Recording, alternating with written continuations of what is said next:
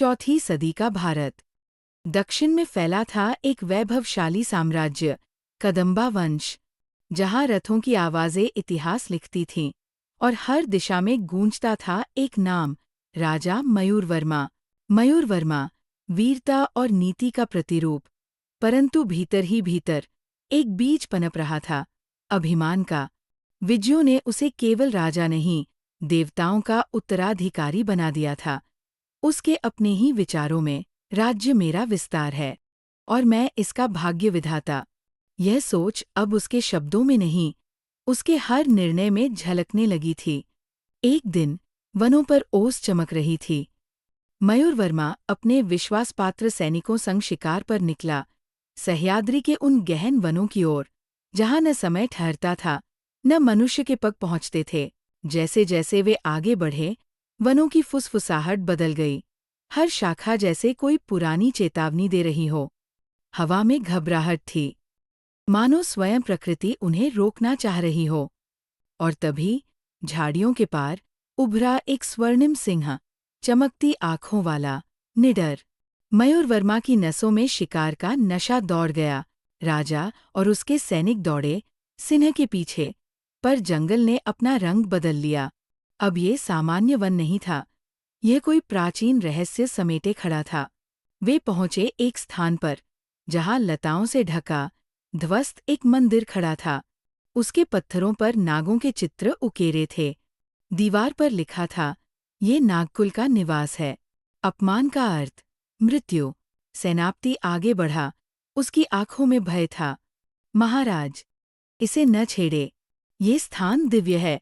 पर मयूरवर्मा की दृष्टि में केवल चुनौती थी। राजा हंसा, राजा ना झुकते हैं, ना रुकते, और अपनी तलवार से मंदिर की प्राचीर पर पहला वार कर डाला। पत्थरों ने कराहते हुए दम तोड़ा। धूल का गुबार उठा, जैसे धरती ने गहरी सिसकी ली। प्रकृति ने अपना पहला आक्रोश दिखा दिया था। वही मंदिर की टूटी दीवार के नीचे से जमीन फटी और उभरा एक रहस्यमय कुंड। धुआं और रोशनी के बीच से उठती थी एक ऊर्जा, जिसे देख सैनिक पीछे हटने लगे। उस कुंड से निकली एक नागिन, चमकती आंखें, फुफकारता आक्रोश, जैसे सहस्रों वर्षों का प्रतिशोध एकत्र हो गया हो। उसने गरजकर कहा, मैं नागवंश की रक्षक हूँ। तूने मेरे संतानों का आश्रय तोड़ा है। अब सुन, अहंकारी मानव, तेरे पाप का दंड तुझे मिलेगा। नागिन ने आंखें मूंदी और आकाश की ओर देखते हुए शाप दिया, तेरे वंश में हर तीसरी पीढ़ी में जन्म लेगा एक विश्वासघाती, जो तेरे बनाए राज्य को राख कर देगा। राजा ने ठहाका लगाया, मेरा वंश अमर रहेगा, ओ नागिन। पर सैनिकों की आंखों में उतर आया था डर। वनों की चेतावनी व्यर्थ नहीं जाती। समय बीता। मयूरवर्मा का पुत्र कुमारपाल राजा बना, न्यायप्रिय, प्रजावत्सल। लोगों ने सोचा, शायद शाप केवल कहानी था, परंतु उसके तीसरे पुत्र त्रिविक्रम में अहंकार और असंतोष का ज्वालामुखी पल रहा था। तेजस्वी था, पर असहनशील। वीर था, पर विद्रोही। एक रात उसने अपने विश्वासपात्र सैनिकों को बुलाया, अब समय है सिंहासन बदलने का। अगली सुबह, जब सूरज उगने ही वाला था, रणभेरी गूंजी। बेटे ने पिता के विरुद्ध तलवार उठाई।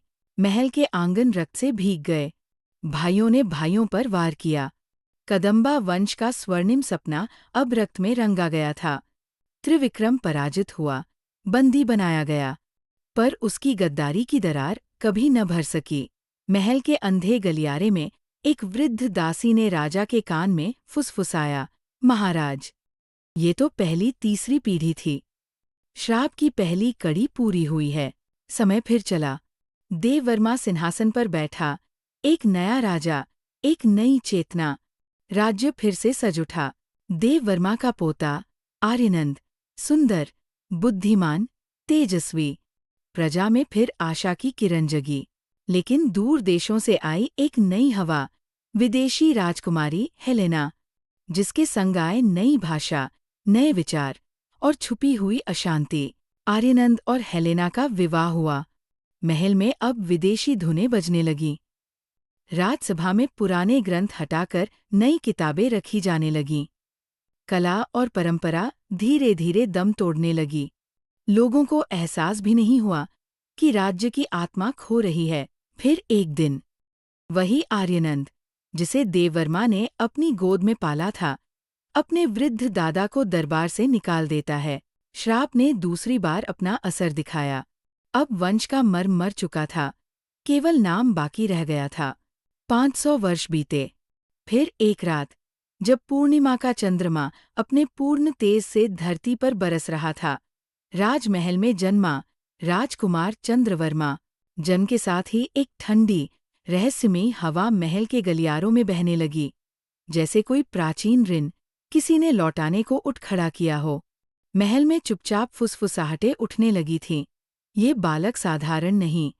कहते हैं, उसकी माँ स्वयं एक नागिन थी, जिसने योग बल से मानव रूप धारण किया था। अब इस बालक में 2 रक्त बहते थे, राजसी और नागवंशी। चंद्रवर्मा के भीतर 2 प्रकृतियां पल रही थीं।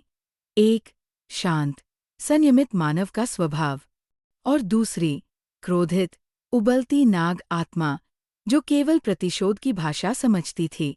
वह मुस्कराता भी तो उसकी आंखों में अनकही बेचैनी चमकती थी।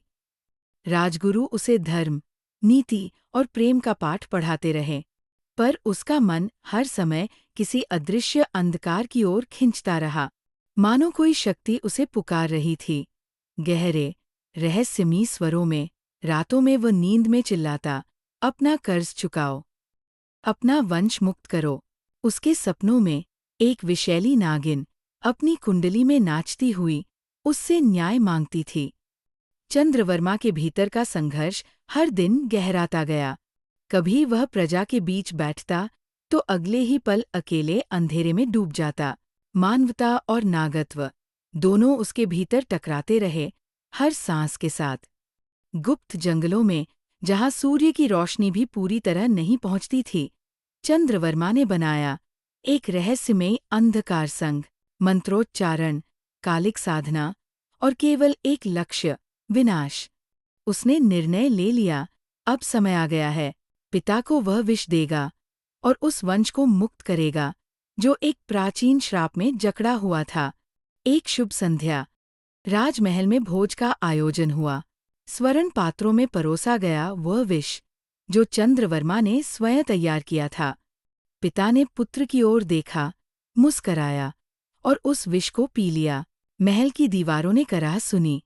एक युग का अंत वहीं से शुरू हुआ। पिता के गिरते ही महल में तेज आंधी उठी, दिए बुझ गए, ध्वज फट गए और हवाओं में तैरने लगी एक फुफकार, नागिन लौट आई है। उस रात चंद्रवर्मा के चेहरे पर मानवता का मुखौटा टूट गया। उसके शरीर पर नागिन की छाया उभर आई। उसकी त्वचा पर उभरने लगी नागपात्रियाँ। राजमहल में अब बैठा था नागवंश का अंतिम प्रतिशोध। वह मुकुट, जिसे संभालने के लिए कई पीढ़ियों ने रक्त बहाया था, मिट्टी में गिर पड़ा। महल के स्तंभ टूट गए। कदंबा वंश का अंत वही लिखा गया जहां एक दिन उसका स्वर्णिम आरंभ हुआ था। श्राप ने अपनी तीसरी और अंतिम कड़ी पूरी कर दी थी।